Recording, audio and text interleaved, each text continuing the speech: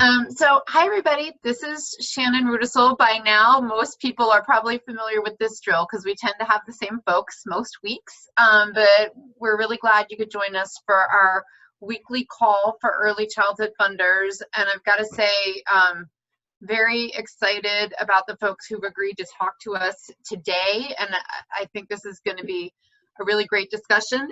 We have a lot of people we want to hear from in a short period of time, so I'm not going to take up too much time on the beginning logistics. What I want to say is that as you dial on, we may take the opportunity to mute you, and you can unmute yourselves. We'll do our best to stick to a pretty tight time frame so we can get to questions and answers.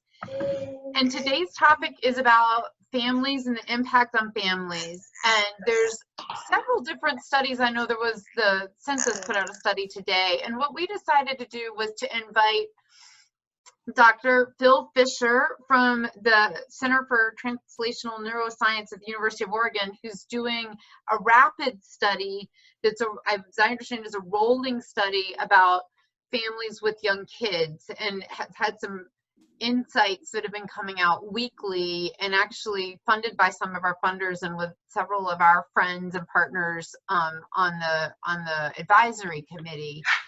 And then we want to talk directly with families and community members about what this looks like from their perspective. And I just really have to say how excited we are to have two folks from Chicago and one from New York bringing sort of the on-the-ground family and community perspective.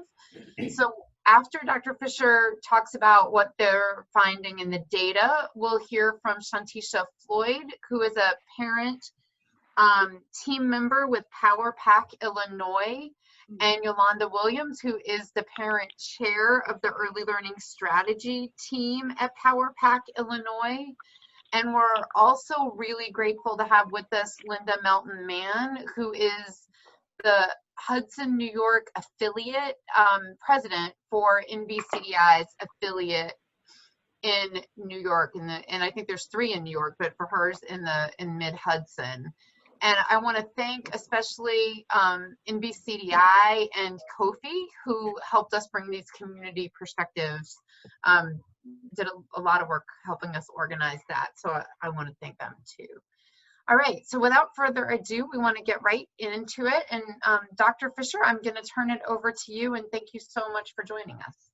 Well, thank you. It's really a pleasure to be here and to speak to all of you today. And I'm especially happy to hear that we have additional presentation that will really allow us to hear more parent voice, because that's really what was the purpose of this survey getting going in the first place, and something that really belongs in any presentation that we're going to make about some of the information that we've been finding. I would like to share my screen, and then as soon as I've done that, I'm going to start a slideshow which will present the information to you. So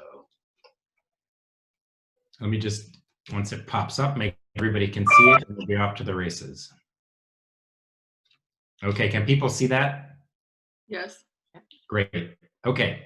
Again, as was mentioned, this is a project called RAPID, and RAPID stands for Rapid Assessment of Pandemic Impact on Development, and it emanates from our center at the University of Oregon, which is the Center for Translational Neuroscience. I want to acknowledge from the get-go our funders. This was a project that kind of achieved rapid liftoff at an amazing pace once we really started talking to folks about it. And so I just want to express our gratitude to Heising Simons, to Pritzker Children's Initiative, and to Valhalla Charitable Foundation for their support. I also want to acknowledge our really stellar team of national advisors who are really contributing in substantive ways to the design of everything that we're doing, to the input in terms of questions that we're asking, to the thoughtfulness around the kind of way in which we're representing what we're learning, and then also in terms of the distribution of this out to community-based organizations, to child advocacy groups, and through policy channels. And I especially want to acknowledge Joan Lombardi, who's the chair of the National Advisory Team and has been spending countless hours on the phone with our team in Oregon, working on this. And I'd also want to acknowledge who's on this call, Tyson Barker, who's really been overseeing and coordinating this project. So first and foremost, kind of what is this project about? Well, as I mentioned, when the pandemic started and people started, thinking about like what are the implications, we became aware that very, very early on that this was a novel event in kind of modern history, and that with our focus on early childhood and how incredibly important early childhood is for healthy brain development and everything that follows, that it was really critical that we understand what's going on in households and families with young children, so that those voices could really be heard and amplified in order to address really whatever the existing gaps were, and also to tell stories of resilience and well-being in the context of the stresses that were happening. There have been a lot of surveys that are sort of being alluded to, and other kinds of reports in the media that are coming out. We think that's great. The more, the merrier, for sure. This project, I think, has some distinctiveness to it in the sense that, number one, we have a very large sample that was aspiring to be nationally representative, and is often nationally representative, and is happening on a regular basis, regularly enough, and with enough detail that we're not just saying, okay, this is what, this is something that young households are experiencing, but we can really get into more about what the it is, for whom these issues are occurring, and why we think they may be occurring. So really providing context rather than just saying, say, lower income families are struggling more. If that's the case, then we may be able to look more substantively at why that's happening. So the design for this is that on a weekly basis, we send out a survey, and we've been getting responses of over 1,000 households with at least one child who's age 5 or under. And the survey began the week of April 6th. Again, we have been trying to get nationally representative samples in terms of geography, income, and race. The way we're collecting information is via an online Qualtrics survey, for which we're compensating people for participation. Surveys in English or Spanish, and takes about 10 minutes to be completed. It can be completed on a computer or a smartphone. We're working with a number of family-facing organizations to recruit some of our sample. We're also using Facebook ads and other methods to fill out the sample. Some participants are kind of repeat participants. They complete it on a weekly basis and they return on subsequent weeks. Others may do it just once or more than once. So we have sort of a mixture of longitudinal and cross-sectional data. And we are publishing the results on particular topics on a weekly basis on medium.com, and in particular on a particular area of medium.com that's related to the project. We also are about to start publishing policy briefs in collaboration with the Urban Institute and other partners beginning this month, and that will continue moving forward. Okay, so that's the design. Let's talk about what we've been finding, and this is what's represented in these weekly postings. And I'll go through this relatively quickly, happy to answer questions. When we started, our first question is like, just what is, if we take a sort of a holistic snapshot of households with young children, what are we seeing? And especially, how have things changed from before the pandemic to now?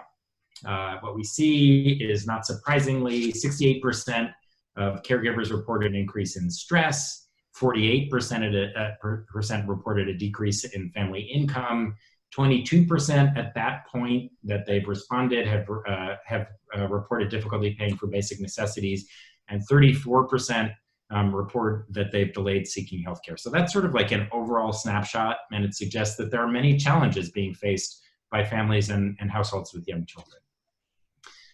We begin to dig in a little bit deeper, and this was like one of the very first findings, and it was an effort to kind of look through the data and look to see whether there were subgroups that seemed to be having more difficulties than others. And the very first thing that really stood out when we looked at week after week of data, this was by the time we had about 3 weeks worth of data, was that households in which there was a child with a disability were consistently reporting more mental health difficulties and stressors on the parts of the caregivers, and you can see those in yellow here. In many instances, double or more levels of difficulties, and also that they were reporting many more difficulties with their child. And, when we looked into it a little bit more, it became clear that some of what we were seeing was the result of the fact that for households in which there's a child with disabilities, there's often already a sense of isolation, and most of the services that are delivered have historically been delivered either in home or in early childhood settings in person. And telehealth is, many households reported to us that telehealth is not a particularly well-suited approach for their child with the things that they were dealing with. So I think those are important, really important pieces of the puzzle to take away. The next finding that we reported in a subsequent post had to do with the well-being of low-income households. And again, you can see sort of across the board, in yellow for adults and in green for children, significantly higher levels of distress and mental health issues, caregiver loneliness, child behavior problems for lower income households. And here we define lower income as a 1.5 times or greater below the federal poverty line. I think there are a couple of other things about the lower income household trends that are really noteworthy and that we've pointed out. One is, people talk a lot about this idea of flattening the curve of the pandemic, of the infection rates. But similarly, there's a real need to flatten the curve around the levels of distress that we're seeing in households. And in particular, in lower income households, what we're seeing is that over the course of time, these households with young children are not experiencing the same flattening of the curve in terms of levels of distress, but rather those levels are continuing to go up. And you can see that by the green line here, as opposed to in middle and upper income households, the things have actually flattened and even begun to decrease. The same is true when you look at reports of how children are doing. Lower income households, the curve continues to increase levels of distress, whereas in upper and middle income households, it's really flattened and begun to decrease. So this is a great concern to us in terms of the extent to which we're not seeing that, people sort of went through an initial period where things were more difficult and then kind of got used to it and maybe are even starting to return a little bit back to baseline, but rather things are getting more challenging. And directly related to that, we looked and did some statistical analyses to see what was the driving force in the levels of distress that we were seeing in lower income households. And interestingly, the single issue that came up consistently and that was the best statistical predictor of distress had to do with loss of free meals. So the closure of childcare settings and early childhood settings and the absence of the access to nutrition that those provide was the single biggest predictor of whether we were seeing these increased levels of distress. And I think that's really important. And again, it's been reported widely that there's food insecurity. I think we can see this here driving levels of distress as well. And here, in addition to this is where it's sort of even more parent voice amplification happens. We ask some open-ended questions, just what would you say about these things? And this is a nice example of the kind of comment we're getting. We're constantly running out of diapers, wipes, and food. Our rent's been late twice, and now it's actually still not paid for this month since I didn't get my family's first payment, which is only $277 a month. That doesn't last long. So again, very consistent story. We subsequently reported, I'll do two more findings really quickly. One is that we see a dramatic decrease in well child visits, pediatric well child visits. We see that 75% of caregivers are saying that they fear contracting COVID-19 during well child visits, and 27%, and this was only after a month of surveys, said that during that time they had missed at least one well child visit. People have talked about the concerns that this raises for subsequent health issues, also for general kind of prevention screening for developmental disorders, and other kinds of issues, and for parent-child relationship problems. We are seeing in the decreased levels of participation in these visits that, again, lower income households, and in this case, households of color, are reporting more missed visits. And we again, in terms of why that might be the case, we can really contextualize this in terms of two issues. One, which clearly predated the pandemic and is related to barriers to access that exist in our country, is that people reported they weren't going to visits because they couldn't get time off work. The other, which may be more specific to the pandemic, but again, maybe sort of a better explanation of what's going on in households of color, is people reported that they were caring for other adults in their home, and that was something preventing them from going. And so if you have multi-generational families, and people are concerned about elderly adults getting sick, clearly a cause for concern and something that might cause you to skip these visits.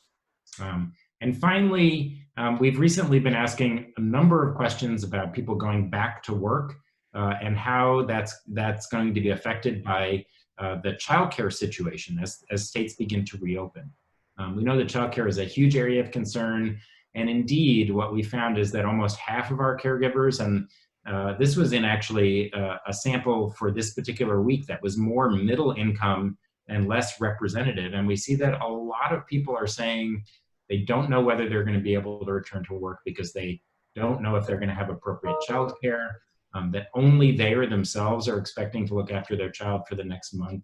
And so this is really putting people in a difficult spot in terms of knowing whether they're going to be able to go back to work or not. And I think I just want to emphasize that's in the context of households where people maybe be able to make that choice. In households where they aren't able to make that choice and have to go back to work, then what's very clear is that people are feeling fundamentally concerned about whether that's going to be a safe experience and expose their child and their family to additional risk of infection. And here you can see a nice kind of quote related to this from our data we've been collecting.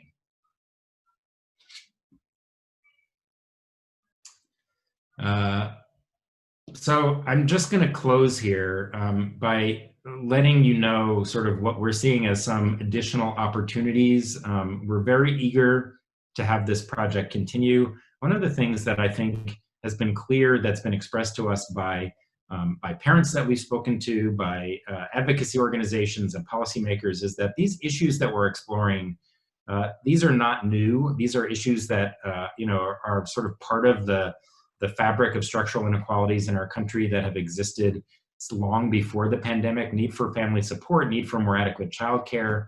And we see this project as having great potential to extend beyond kind of this immediate period where the pandemic was developing and now where states are starting to reopen, to really help inform these kinds of issues moving forward.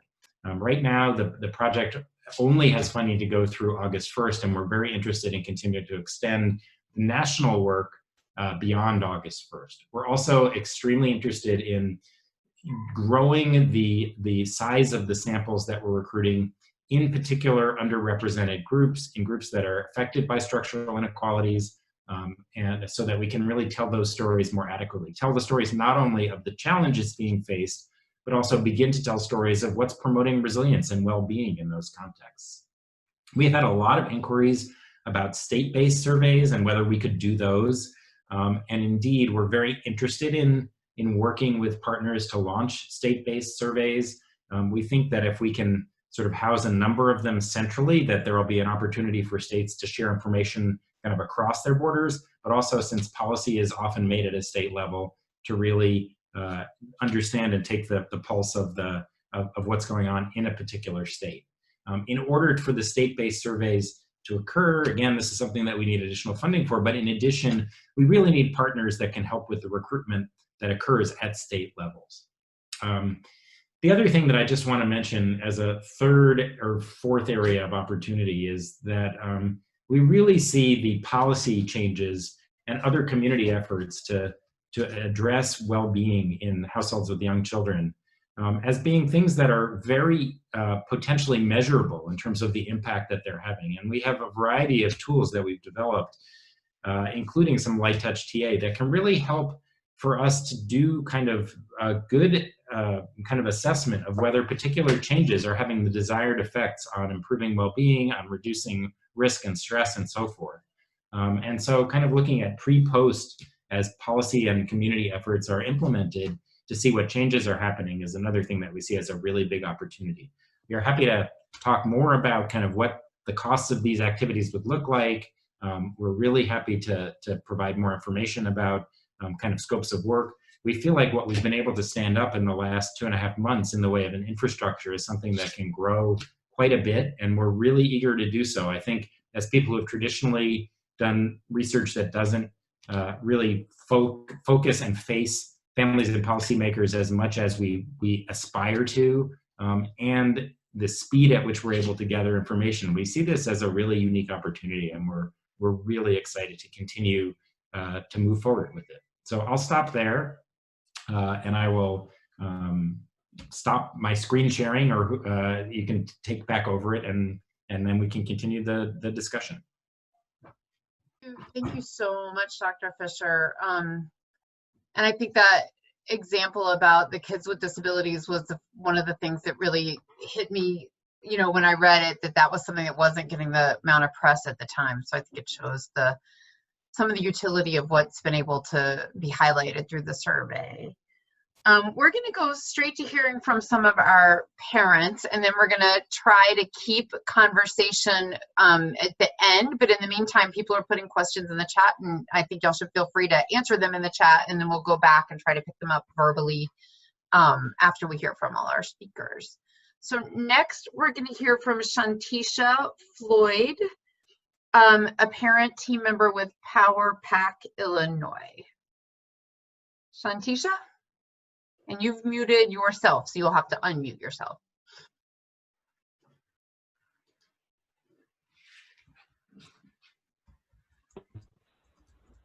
How you guys doing today?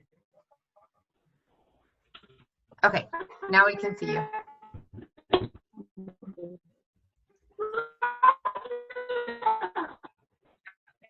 Uh-oh, except we can't hear you. We could hear you before when we were...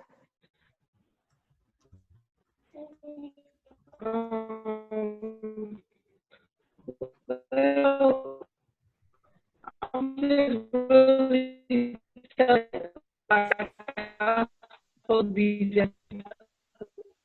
I wonder if you turn off your video, it might help with the bandwidth. Let's try that. Okay. Now try talking.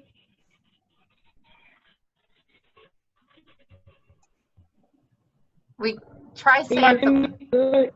She might need to move to another room, because I noticed she closed her door, and it might not be getting, like, certain rooms have lid in them.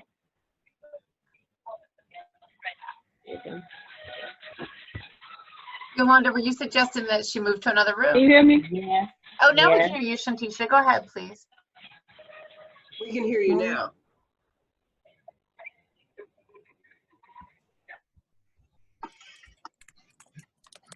Can you talk, Shantisha? Uh-oh. Can you guys hear me now? Yeah, we can hear you now. Yes, I moved to another room. Okay. Okay. So, well, during this pandemic, it's been kind of challenging because, like, with my two little kids. Oh. I wonder if should she call back in? Yeah, Shannon? why don't we let Yolanda go, Tracy, and maybe in the meantime you could contact Shantisha and see if she wants to try dialing in. Do you want to try that? Okay. So let me. I guess I should put the PowerPoint up, and then once I get that going, I can. Yeah, or Rena could do it, but I doubt she has her phone number. Sorry, everybody. Everybody's working. No. Here, let me. Tracy, this is Rena. I can share my screen if Yolanda just says next when she's ready. That way you can. Okay, thank you. Thank you, Rena. All right, so Yolanda is our early learning chair with Power Pack. Okay. All right. Hello. Good afternoon. This is myself and my daughter. That's my 13-year-old, Kaylin. Okay. We have the organization COFI, standing for Community Organizing Family Issues. So COFI is 25 years old.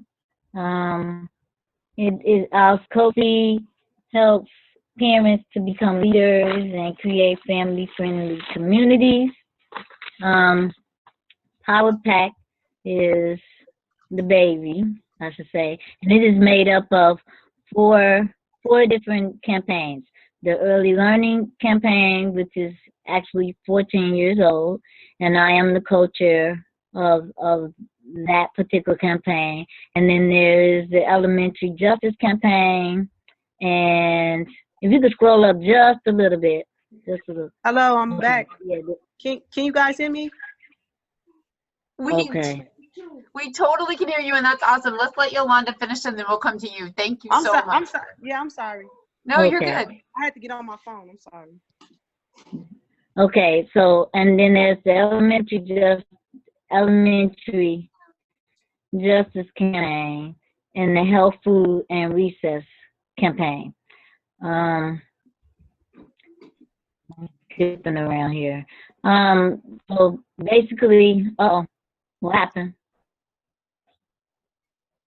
Okay, so basically we're made up of females, primarily females, in challenged communities, and made up of Black and brown females, and that's COFI.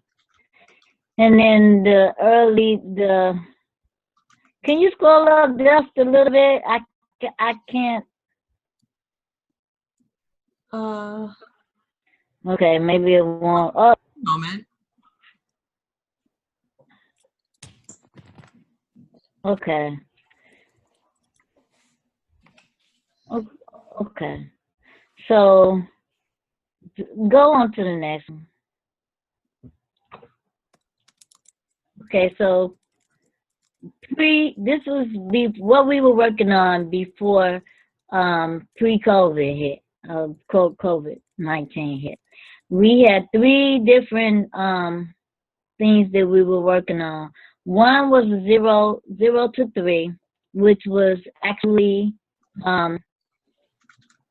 getting involved with the early intervention access, and we were trying to make sure that all families in different communities, the Black and the brown community, or I should say all families, making sure that they get the adequate screening and the adequate therapies that they needed, because sometimes they didn't want to come into our areas.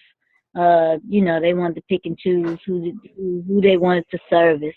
So I know that problem has been going on for a moment, because I had the same issue. I had 3 different speech therapists when my daughter back in 2008 when she had early intervention.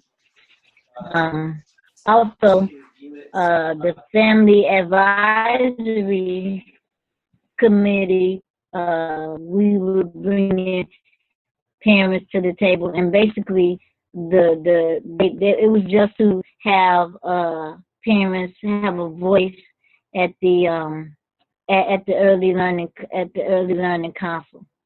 And then parents outreach was an ambassador program, which basically we were going to different communities in different areas, door knocking, and explaining to them the advantage of starting your kids in preschool. Next.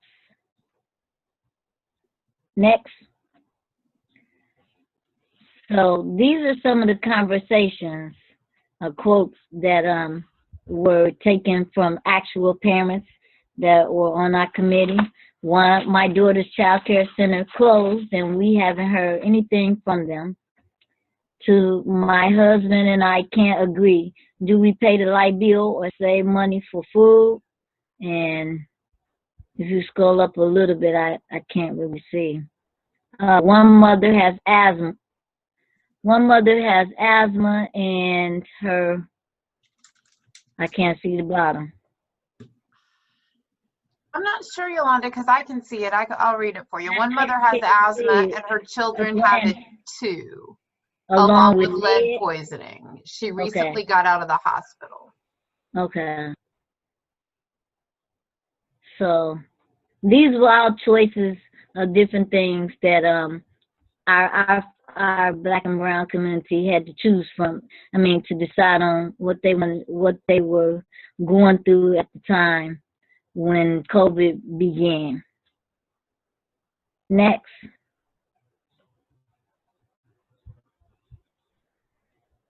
Okay, now this is actually the platforms that we have formed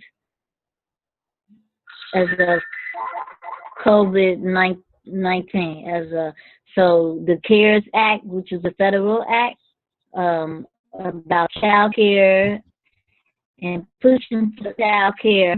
We're pushing for child care, the stimulus for all, and SNAP expansion, and work protection, pay sick leave, pay family leave, and to get unemployment, and paycheck protection.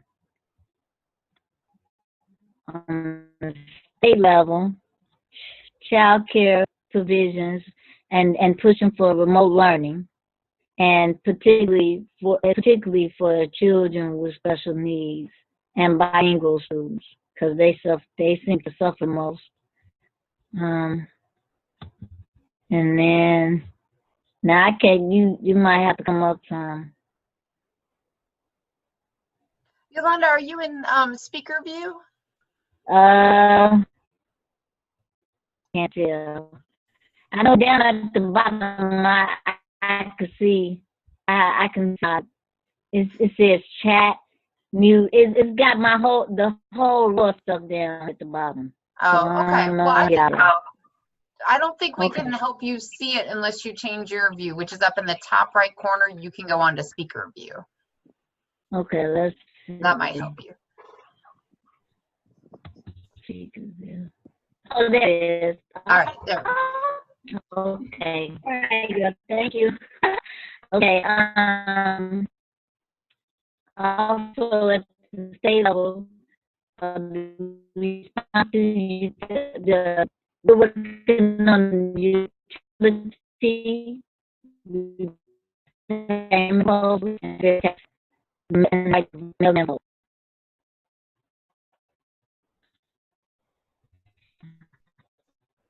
and then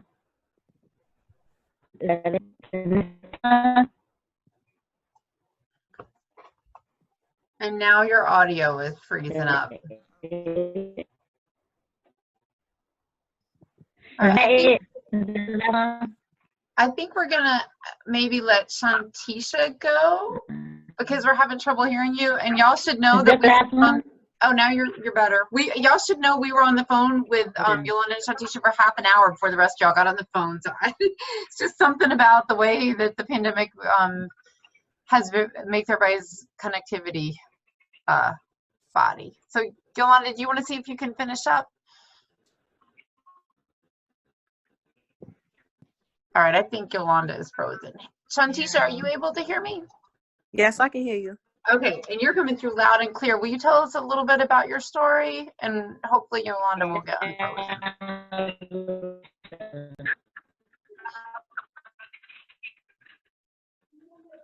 Okay.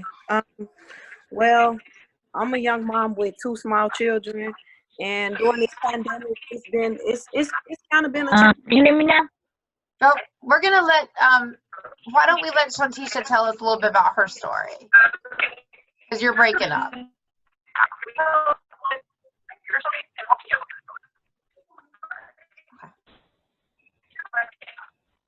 Like I was saying, well, my son, I have a 6-year-old. He is in 1st grade, and I have a preschooler.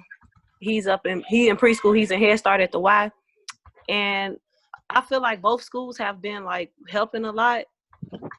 So that's been a good thing, but it's kind of been challenging for me trying to work at home and trying to help them with their work. that's like the big challenge, because I'm actually a tutor at 10 South Kizzy in the GED program. So I help adults with adult education. And I say my biggest challenge is like just staying focused and like being at home trying to do work. Like that messes with like my mental, because like when I'm at home, I feel like I really don't want to do too much work because I'm at home. I really don't want to like have to be working from home. So I'm still getting used to it. And, you know, I'm just trying to stay positive, eat healthy. And I think that's been good that they've been helping us get like extra food stamps. A thing that I really want them to help us with is probably like something with my mental health. Like maybe I can like do some classes online or listen in on some memoirs and just like get some good advice to how to like stay focused with small children at home. And what else? I really don't have like no big challenges that's going on right now. But as far as just like trying to stay focused at home, that's the only thing. And trying to stay on task with 2 small children and feeding them healthy and being in the house all day, or maybe just like going out for a walk for a little while.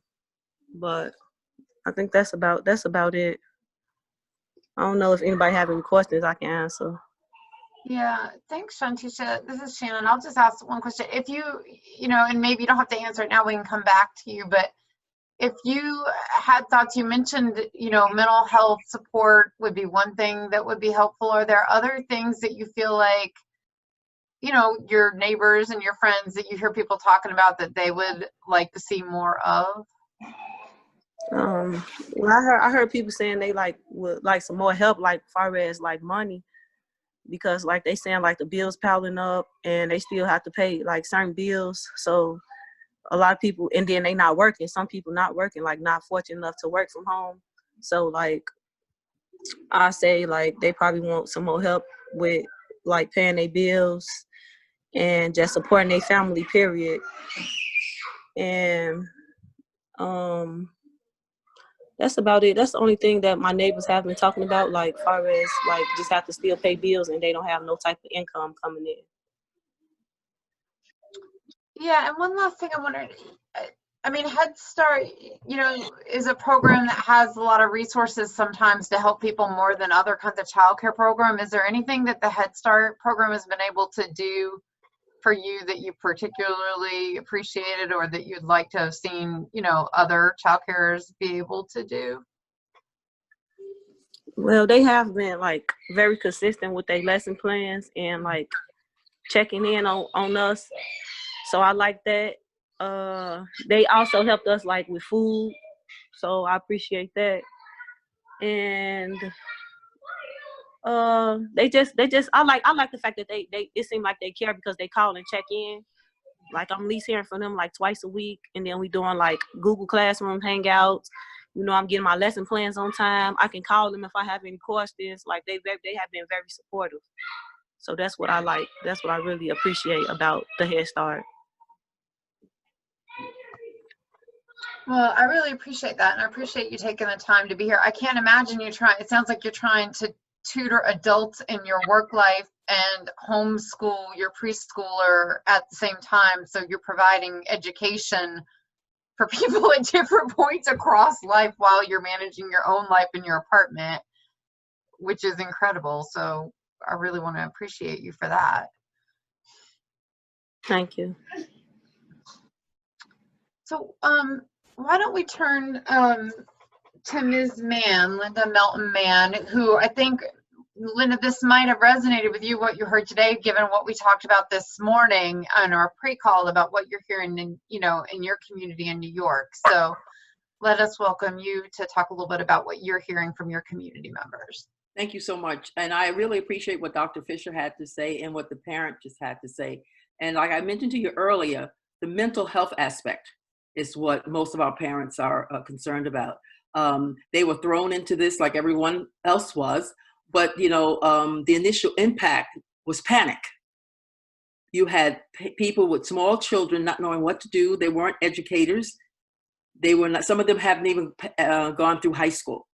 And here they're being thrown into the situation of taking care of their children and plus trying to keep their jobs. Now, in our community, which is Mid-Hudson and upstate New York, we rely on grants. And the grants are running out. So what we have done, and with the parents, is going to the churches and the Dutchess County Outreach. We have Community Matters. All these partnerships, with the help of my affiliate, we band together to get food, to get the technology, to get lesson plans, to make sure that our parents are being fed. But no one is tapping into the mental state of the parent. When that parent is at home with babies 2, 3, and 4 years of age, and she or he may be by themselves, no one is addressing that need because they're not there. Now, I think Dr. Fisher talked about the telehealth. I will tell you, from the caseworkers and the daycare workers that I have talked to, telehealth is not helping them. The parents are not engaged like they should be, or that they know how to be. We're assuming that our parents are 100% into everything that's going on, and that's not true.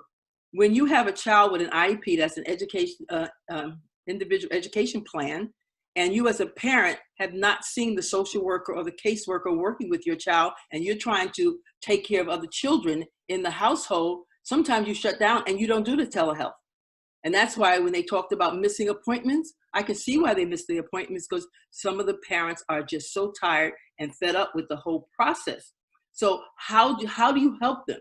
How do you prepare? You're going to have to do homeschooling, okay? So if a child has regressed, which a lot of the parents have told us, their children have regressed. They are not making the progress they would have made had they been at pre-K or in the early childhood setting. Now, in the Poughkeepsie City School District, the Early Childhood Center is shut down because it was housed in the school district. So all those babies are at home now. Now, the food problem, and I think it was Dr. Fisher who talked about the food.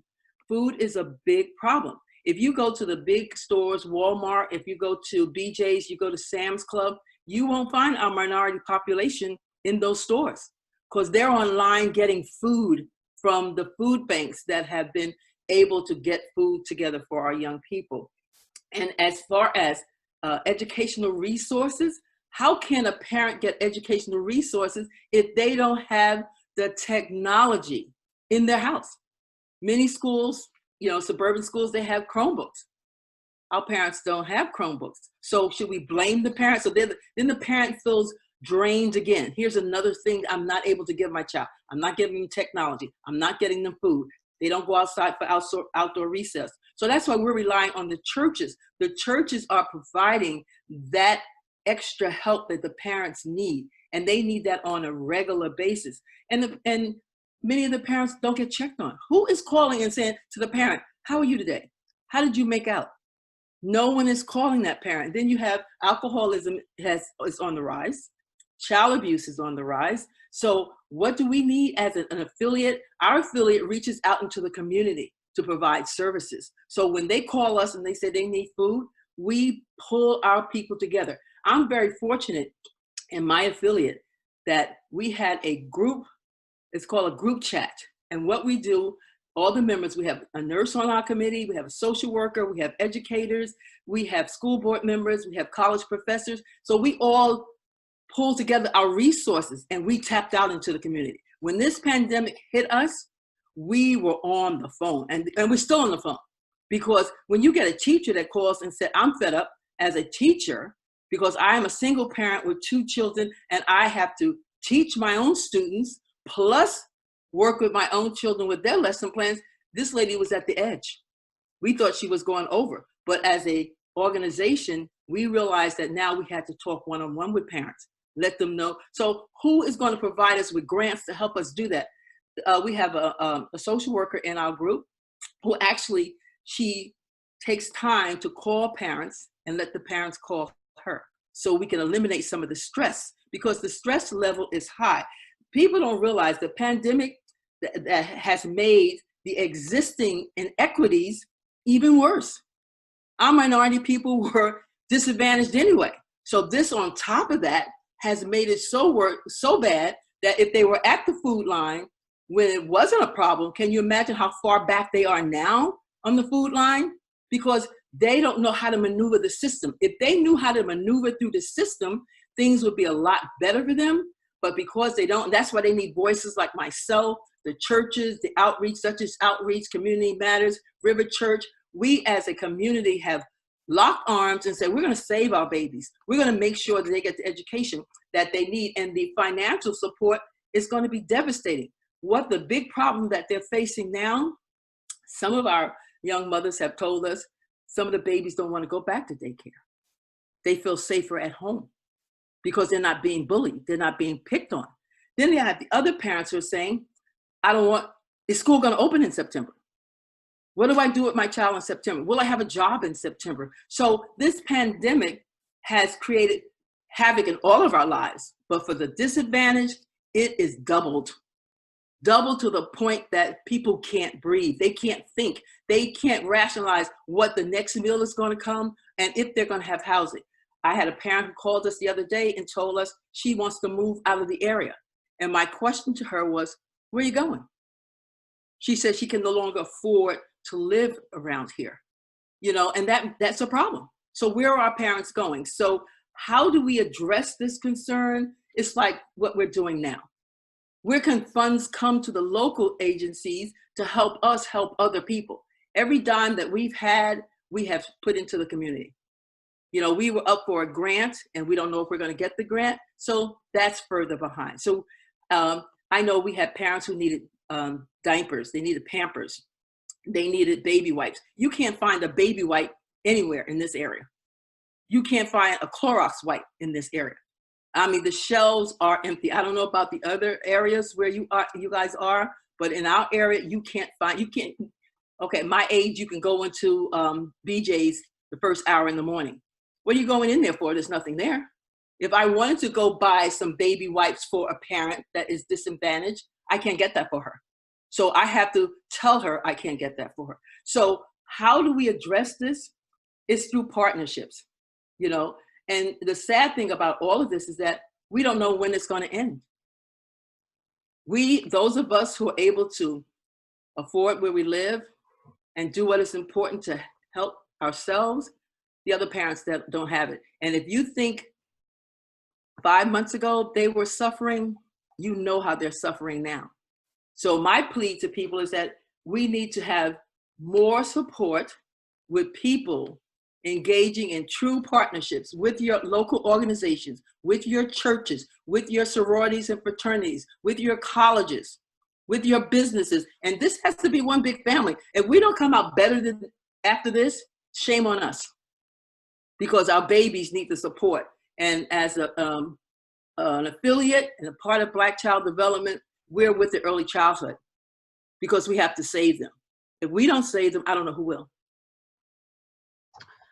I really appreciate that, Linda. And I also appreciate the specific kind of examples of the calling the parents and the kind of things you think we need to see happen. And I want to acknowledge that we have from NBCDI the Director of Policy, I think Vice President of Policy, Samari James, and also from Charlotte, my hometown, we have the affiliate president, Dr. Devanya Govan Hunt, with us today. If we have questions, they'll be available to answer. So I want to acknowledge them. So we want to open it up. We've got about 10 minutes. There were some questions, but I think that those questions have been answered in the chat mostly, the ones about the survey. And so let's just open it up. Either type a question in the chat and I'll acknowledge you and unmute and read it, or you can unmute yourself and ask a question. Tracy from Kofi. I just wanted to, I'm not asking a question, but wanted to add something to Yolanda, something that she was sharing on that last slide. One thing that we have done is we've created a virtual ambassador program where parents are calling other parents, whereas it started out with staff doing those wellness checks. But Ms. Mann, you're so right. It really, that is so key and they're able to sort of share not only resources, but share their own stories and just kind of say, hey, look, you're not alone. So I just wanted to just add that. I appreciate that because I didn't pick up on that. And are you able to compensate those parents for their time, or is it purely a mutual aid sort of thing? Well, I mean, it started out just mutual aid because, you know, like she said, everyone was just scrambling, trying to figure out what to do. And because, you know, they're such a tight group, people were offering help. But we were actually able to secure some funding for the projects, our teams outside of Chicago, to do that, to compensate them not only for the time, but to provide Chromebooks for their families to not only kind of record what's happening and look up resources, but just to help out, Right. you know, as you said, with the remote learning and all that for their families. I love that idea of being able to compensate families to help other families. I'm wondering, is anybody, even our funder, you know, community, are other folks funding that or aware of that kind of thing happening in your various towns and states? Shannon, this is Cindy in North Carolina. I was actually on a call earlier today with one of the work groups for our Think Babies team, and we haven't figured it out yet, but that was precisely one of the conversations we were having about wanting to ensure that we had parent voice and a really broad range of parent voice, you know, so representing all of those different demographics that were being reported in the survey, you know, parents with students who have disabilities, all of those different groups, because their needs are so different.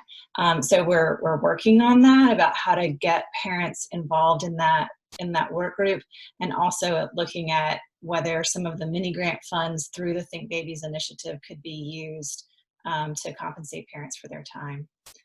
So stay tuned. Thanks. Are other folks working on that?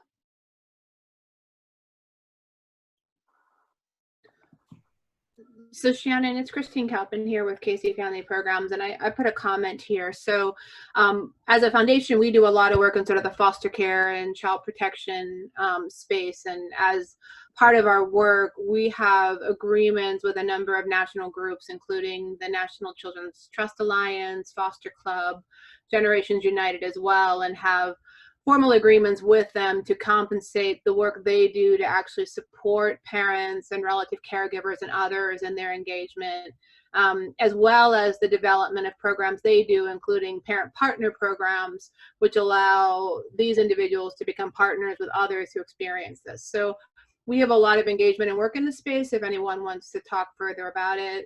So it allows us to both build capacity of organizations to support these activities, as well as to financially compensate those individuals for their engagement, their time, and their work, both in support of our activities as well as what they're doing on behalf of parents.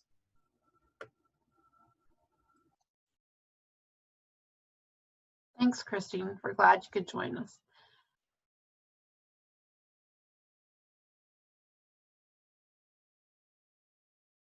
I'm just giving it a minute in case somebody wants to unmute and chat. Yolanda, I saw you shaking your head vigorously when when this man was talking about telehealth not being adequate to some of the support needs. I wondered if you wanted to say something about that, because I could see that was resonating with you. Oh, I was going to say, I mean, I know that some parents that are not accustomed to working with their child, because I had the option of, you know, being able to sit in on some of the occupational therapy and physical therapy that my daughter had received, because I went outside of CPS and went to medical camp, so we had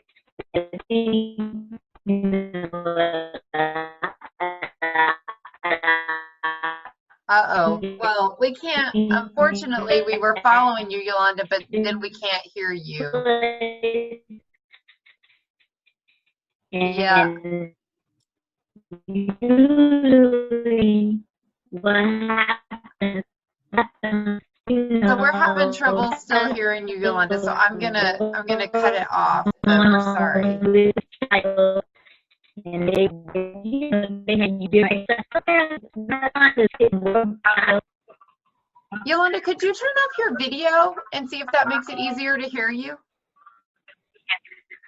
Oh, okay. Okay. Now talk. Okay. Now, can you hear That me is now? much better. All right. So you're Wow. saying that you were able to sit on occupational therapy Right, and physical and I therapy know- for your child. I know sometimes when I would be in the room watching my daughter have this one-on-one with the occupational therapist, she won't function. I think she would be trying to please me as a parent, and then also trying to do what the therapist said, and she would get frustrated because if she did something wrong, she would be worried or not participate. She would be worried what I would have to say about it.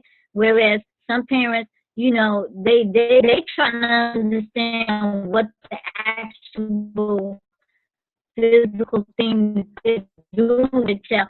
Really, you being technical about, is this really helping my child? Is her sitting up or helping her sit up or helping her roll over? Is this working? I could see different standpoints from where I used to be like that too, real technical about certain things. This ain't working. And so see, I'm impatient as well. So I realize it ain't gonna be happening overnight either, So I mean that's part of, and then parents with more than one child. If you got a child that's on 2 children on the Chromebook, and then you doing this tele stuff, you probably gonna, your mind or yours are gonna be in 3 places. One child may need some help on her Chromebook because she's not understanding this. Then you got another child that's probably kindergarten or 1st grade that maybe need help accessing certain things, because they had this little thing on here where you have your tools to work with, like the microphone, the camera, or you can write actually, that kind of thing. My daughter has Down syndrome. She can't read. So of course I make pictures of certain things I bought index cards so that way she can understand what it is they want her to do. I draw a microphone, or we got an actual microphone, and I show it to her so that she knows what her options are or her choices, that type of thing. And then sometimes I have to sit there and read the story for her, and then I'll ask her the questions, and then I give her the choices, and then let her push the mouse to give the right answer. So yeah, I'm sitting there, and we come on at 9:30 in the morning, and she ain't the most happy camper. So of course I get frustrated because I'm fussing at her. Get up, stop yarning. When she on with her, that type of thing. So. Thanks, I appreciate that. And Yolanda and I were bonding a little bit about having sleepy teenagers that we've got to get on these learning devices before, but it's just, I think that's a perfect illustration of how having a daughter with Down syndrome that isn't reading at grade level adds a whole other level of complexity to that situation. So I appreciate that. I noticed that we're at time, and I want to be respectful of folks' time. So I just want to say how much I appreciated this conversation, and how much I especially appreciated, that Dr. Fisher was able to bring us a big picture about what he's noticing in his data. And then we heard from Shantisha Floyd, from Yolanda Williams, and from Linda Melton-Mann about the way that is really looking in their communities, which I think underscores what you're seeing in the data and brings another perspective of validating. I will tell you, I'm now relatively obsessed with this idea that we could be paying parents to support other parents. So if anyone is interested in talking about that idea, I would love to talk with people about that idea. So anyway, I want to thank you all so much. We've been sharing these calls back and forth with Alliance for Early Success. They wanted y'all to know that they are taking a break tomorrow. So there's not an Alliance for Early Success call. And then next week, we would be scheduled at the same time, Thursday at 3 p.m. Eastern, for peer sharing. And we're always open to making those more thematic, or to, we usually tee up a couple people to get us kicked off. So we might reach out to you and ask you to do that for us next week. So once again, I just want to thank everybody so much for joining us, and everybody take care and have a good afternoon. All right. Have a great weekend. Thank you. All right. Thanks, everyone.